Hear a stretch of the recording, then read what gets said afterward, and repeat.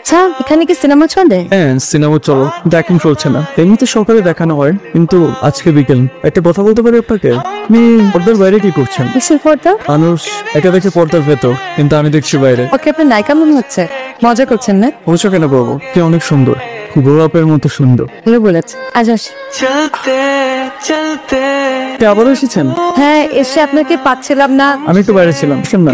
আপনাকে তা আমি জোর করে ডেকে আনলাম। সরি। সরি কেন বলতেছেন? আসলে সেদিন তো পুরো সময় দিলেন, তাই ভাবলাম ধন্যবাদ দিয়ে যাই। ধন্যবাদ দেওয়ার কিছু না, আপনি চাইলে আরো বেশি সময় দিতে পারেন।